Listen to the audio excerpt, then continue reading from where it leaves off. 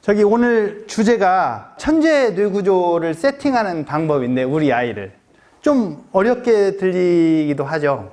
천재 뇌구조. 천재를 항상 우리는 너무 나하고 상관없는 사람들이라고 생각을 많이 했어요. 그래서 천재의 뇌구조? 아니 천재의 뇌구조까지 만들 수 있나? 뭐 그런 생각을 하고 계실 수도 있는데 그렇지 않아요. 천재의 뇌구조를 세팅하는 것은 쉬워요. 근데 단 어렸을 때 해야 돼요. 어렸을 때 뇌구조가 다 거의 만들어져요. 이 단어에 해당하는 게 두 글자로 뭐예요? 조사에서 설문에서 나온 건데, 그러니까 수학은 진짜 억울한 거예요. 그죠? 수학은 정말 이 사람들한테 배척당하고 무시당하고 외면당하잖아요. 그죠? 근데 수학처럼 이 세상의 발전에 기여한 건 없어요. 최고의 기술, 현재로서의 최고의 기술이 뭐냐면은 인공지능이죠. 인공지능은 딱 한꺼풀 벗기면 다 수학이에요. 그냥 완전히 수학이라고 보면 돼요. 그러니까 수학이야말로 이 세상을 발전시킨 제 1등 공로자예요. 요즘은 모든 거의 매체에 다 수학의 중요성을 이야기를 하고 있어요. 이건 한국뿐만이 아니에요. 싱가포르, 미국, 급속도로 발전한다는 핀란드, 이런 데는 거의 다 수학에 대해서 엄청 강조를 하고 수학을 어떻게 하면은 쉽게 가르칠까.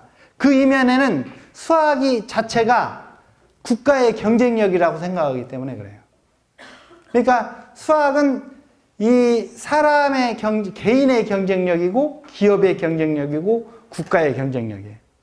그러니까 그 수학이 국력이라고 말을 해도 과언이 아니에요, 이제는. 그 정도로 수학이 중요해졌어요. 사람이 가질 수 있는 최고의 즐거움, 행복, 그것은 진정한 배움에서 나온다고 하잖아요. 그러니까 이제 그 배움으로부터 우리 아이가 행복을 느끼게 할 수 있어야 되는데, 불행히도 우리가 배우기 시작하면서 짜증이 나고 배움이라는 것은 나하고 나를 불행하게 만드는 거라고 생각을 하게 돼 있어요. 그러니까 초등학교를 딱 들어가는 순간부터 그 전까지 호기심이 엄청 많던 애들이 막 물어보잖아요. 이건 뭐야, 이건 뭐야, 이건 뭐야, 이건 왜 그래, 이건 어떻게 해. 갑자기 물어보지도 않고 거꾸로 물어보면 그런 거 물어보지 마. 게임해야 돼. 뭐 그런 거잖아요. 너무 아이러니 아니에요? 그러니까 어렸을 때 그 호기심, 배우고자 하는 욕망이죠, 사실은. 왜? 라고 묻는 것은 어떻게 보면은 수학에서는 증명을 하라는 거거든요. 이게 왜 그래? 그러면 그 안에 가서는 증명을 하라는 거예요. 그러니까 어릴 때 묻는 물음 자체가 거의 다 수학의 가장 핵심적인 것들을 묻는 거예요. 그런데 딱 수학을 배우기 시작하는 순간부터 안 물어요. 그리고 어려워하고 그거에 대해서 이제 짜증을 내기 시작하는 거예요. 그러니까 잘못돼도 너무 한참 잘못된 거죠. 가진 호기심을 충족을 시켜주면서 새로운 호기심을 유발시키고, 그 새로운 호기심을 가지고 또 그래서 그렇구나. 그러면은 다음 건 어떻게 될까? 그래서 계속 호기심을 불러일으키는 게 기본적으로 이 세상을 발전시킨, 이 세상에 아주 역사적인 발전을 가져온 그러한 발명들이에요. 또는 발견들이고 그러한 학문적 성취감이에요. 근데 그거를 딱 막아주는 거예요. 그러니까 공부가 이제 싫어지는 거죠. 그러면은 우리가 이 행복한 거하고 이 수학을 잘하는 거하고 연결시키는 것은 그렇게 어렵지 않아요. 그 천재들의 특징이 뭐냐? 무시, 변화, 관계. 무시를 잘하고 변화를 꺼낼 줄 알고 관계를 이끌어낼 수 있으면 돼요. 무시를 잘한다는 말은 핵심을 보는 능력이에요. 디테일 다 없애고 핵심을 빨리 캐치하는 능력이죠. 우리가 거의 이야기를 하면 저 사람이 무슨 이야기를 하는 건 핵심만 딱 꺼내면 되잖아요. 경영을 할 때도 그러고 뭐든지 그래요. 저번 시간에 이야기했던 무시, 뭐 피카소가 그리는 그림 같은 거, 그런 것들은 다 무시예요. 무시의 힘이에요. 최고로 잘하는 게 수학자하고 예술가예요. 무시를 잘하는. 근데 이제 그러한 능력은 어디에서나 쓰이죠. 우리 일상생활에서. 변화라는 것은 예측을 할 수 있는 힘이에요. 예측을 하려면은 변화가 없으면 예측할 필요가 없으니까. 그래서 예측을 하려면은 변화를 보면 돼요. 그 변화를 꺼낼 수 있는 힘이 굉장히 중요한 거죠. 그리고 관계로 보는 힘. 어떤 걸 보면은 두 개를 관계로 엮는 힘이 굉장히 중요하죠. 엮으면은 새로운 사실이 나타나는 거니까. 그래서 이 세 가지는 너무너무 중요해요. 천재들이 가장 잘하는 것 이 세 가지. 물론 이 세 가지를 잘하려면 관찰을 많이 해야 돼요. 변화를 꺼내려면 뭐가 다르니 관찰해야 돼요. 그래서 이제 천재들의 특징 중에 관찰이 항상 나오는 이유는 이 세 가지를 잘하기 위해서 나오는 거예요. 수학을 이렇게 무시, 변화, 관계, 다시 말해서 핵심을 꺼내고 그 다음 예측을 할 수 있고 거기에 그 이을 수 있는 힘, 이것을 가지고 있으면은 기본적으로 이렇게 생각을 하면은 수학이 쉬워지잖아요. 보통 우리가 수학을 생각할 때 계산하는 거, 미분, 아니면 뭐 함수, 뭐 이렇게 복잡하게 생각할 수 있잖아요. 근데 수학이라는 것을 이런 식으로 생각을 하면은 수학이 갑자기 재밌어지죠. 그리고 수학이 실생활에 들어와 있는 거예요.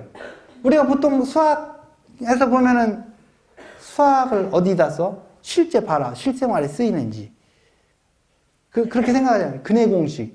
내가 그 중학교 이후에 근해 공식이 실생활에 나온 적이 한 번도 없어요. 그잖아요? 그런데 그건 공식이고, 그러니까 공식을 외울 필요가 없다는 거죠. 뜻을 알아야지. 의미를 알아야지.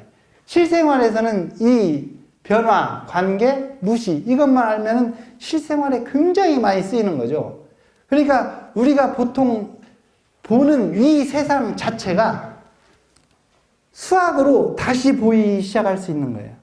지진이 나거나 바람이 불거나 화살이 날아가거나 뭐든지 수학이 다 그 안에 들어가 있어요. 어떤 사물을 이해하는데 그 사물을 이해하는 단계가 다른 거예요.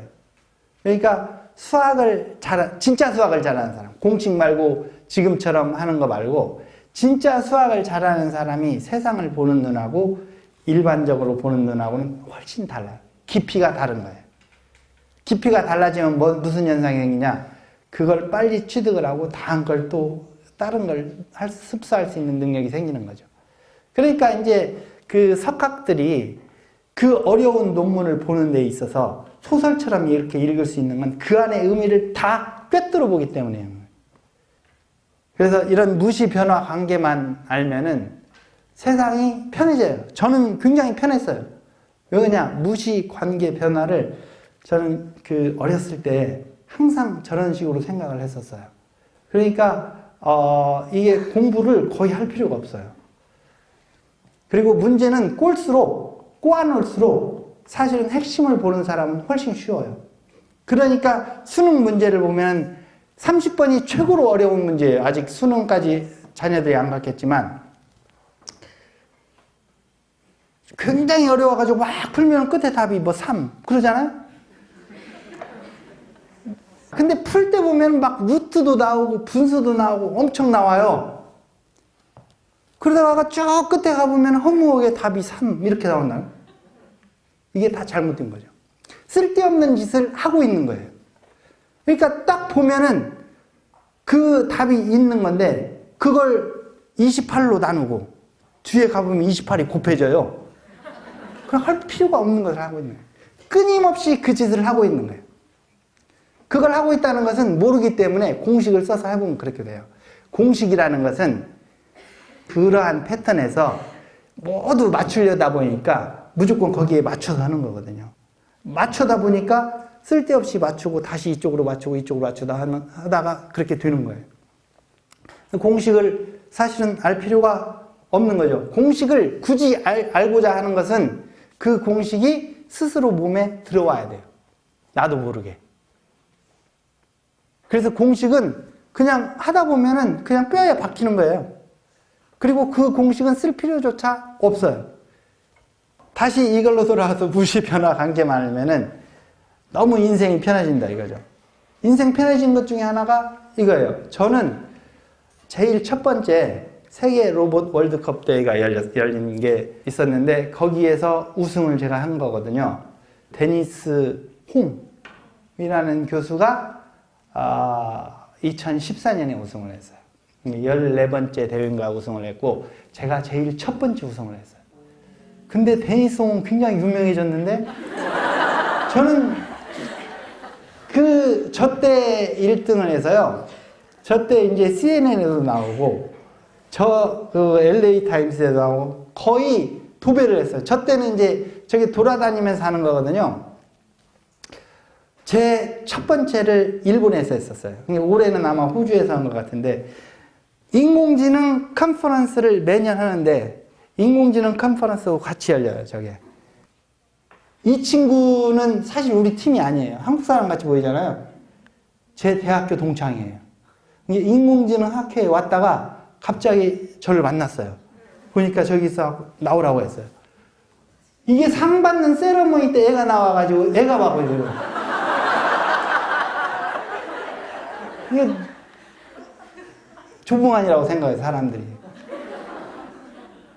그래가지고 나고야에 딱 갔는데 가서 보니까 이게 안 주는 거예요.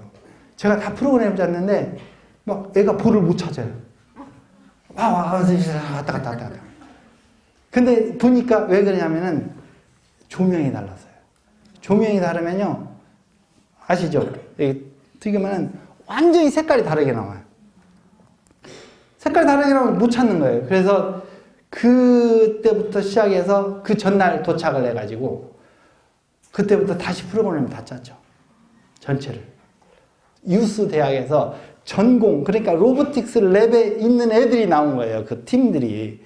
저는 이제 이렇게, 사실은 이제 그 팀이 만들어지고, 그 프로그램 할 사람이 없어서 제가 스카우팅, 제가 프로그램 잘 짠다는 건 다 알거든요. 그리고 들어가서, 프로그램을 이제 자기 인공지능도 넣고 다 프로그램을 짠 거예요. 근데 다른 쪽은 그 로보틱스 랩에다가 하드웨어도 너무 좋아요. 일단 벌써 상대방 인지, 골대 인지, 이런 건 인지를 너무 잘해요. 근데 인지하는데 시간이 너무 많이 걸려요. 그리고 나는 왜 저렇게 하는지 모르겠어요. 제 딱 갔는데 놀랄 정도로 잘 돼. 걔네 모니터 앞에 보니까. 제가 이거 딱 룰을 보니까 너무 간단해요. 볼은 빨간색, 필드는 그린, 볼때는 하얀색. 볼이 어디 있는지만 하면 되지 볼 모양이 거기까지 홈이 파여 있는 걸 알 필요가 없어요. 그러니까 이게 이제 우리가 말하는 수학에서 무시라는 거예요. 디테일은 다 필요 없고 내가 알고 싶은 것을 아는 힘이 중요한 거예요. 그래서 딱 하면은 쟤들은 이제 계산하고 있는 거예요. 계속. 여기. 쭉쭉쭉쭉 올라가서 1등을 한 거죠. 그 무시라는 게 굉장히 중요하죠. 둘째, 뭐가 있냐면은 볼이 항상 움직이잖아요. 볼이 움직이니까 이 볼이 어디로 갈지를 알아야 되는 거예요. 예측을 해야 되는 거예요. 그러니까 예측을 못하면은 그냥 볼이 쭉 갔는데 볼이 이쪽으로 와 있는 거예요. 벌써. 그죠? 움직이는 볼이니까. 그래서 이거를 딱 보고 사진을 몇 장 착착착 찍어요. 찍어가지고 저건 저쪽으로 가 있을 거고 그래서 나는 그걸 보고 이쪽으로 와야겠구나. 팍 집어넣는 거예요. 이게 예측이에요. 그러니까 예측을 하려면은 뭐를 알아야 되냐면 변화를 알아야 돼요. 그러니까 사진 한 장 갖고는 안 돼요. 정확히 3장을 찍으면은 여기 가는 속도하고 그 가속도까지 다 나와요. 그러면은 어느 후에 어디로 올 것인가를 알아요. 그래서 내 속도와 맞춰서 절로 가는 거예요. 걔네들은 분석을 다 해요. 그리고 이제 분석 다 하고 천천히 가요. 옛날에 있던 자리로 볼이. 그러니까 막 볼을 만지도 못해. 얘네들은 딱 만지는 경우는 내가 잘못 차가지고 절로 갔을 때. 그러니까 여기에 가장 중요한 것은 예측할 수 있는 힘은 어디에서 나오냐면은 변화를 끄집어내는 힘이에요. 여기서 착착착 오는 거. 그래서 이게 너무너무 중요한 거예요. 변화를 끄집어내는 힘. 이게 다 미분, 적분, 우리가 보통 수학에서 캘큘러스라고 하는 거의 전체예요. 근데 이 캘큘러스라고 하는 것 전체를 잘 알려면은 변화를 만드는 게 무엇이냐를 알아야 되는 거죠. 근데 너무나도 쉽게 우리가 하나 있다가 두 개가 이렇게 오면은 우리가 이걸 딴 데서 오는 걸 더했다고 하잖아요. 그래서 더하기가 바로 변화를 만드는 거예요. 그래서 2에서 5로 변화가 얼마니? 그러면 얼마를 더했냐는 거예요. 그러니까 2에서 5로 변화를 말하라. 그러면 3이라고 말하는 거고 5에서 2로 변화를 말하라. 그러면 3을 뺐으니까 마이너스 3이라고 말하는 거예요. 그냥 거꾸로 변했으니까. 그러니까 변화에 대한 개념이 변화를 만드는 수학기호 더하기. 너무 간단하잖아요. 그러니까 그걸 알아야 나중에 저기 이제 미분에 가면은 이제 그건 변화만 가지고 하는 거거든요. 그러니까 이제 얼마씩 착착착착 더해지느냐를 가지고 그 변화를 파악을 해서 나오는 게 이제 미분이에요. 그러니까 미분이 재밌죠. 그러니까 예측을 하려면은 다시 돌아와서 변화를 잘 끄집어내면 돼요. 변화를 잘 끄집어내려면은 뭐 해야 돼요? 어렸을 때부터 관찰을 많이 해야 돼요. 어제와 오늘의 다른 점이 무엇인가? 아까와 지금의 다른 점이 무엇인가? 이 변화를 볼 줄 알아야 다음을 예측하는 힘이 있는 거예요. 그래서 우리는 이렇게 생각을 해도 돼요. 이렇게 하루에 그냥 습관을 한번 들여보세요. 하루에 3가지씩 찾아야겠다, 변화를. 그게 꽃이 변화를 하든지, 사람이 변화를 하든지, 기후가 변화를 하든지, 뭐든지 변화를 꺼내는 힘. 이거를 아이하고 같이 해보세요. 아이에게 시켜보세요. 한번. 뭐가 변했지? 뭐가 변했지? 수능 4점짜리 문제예요.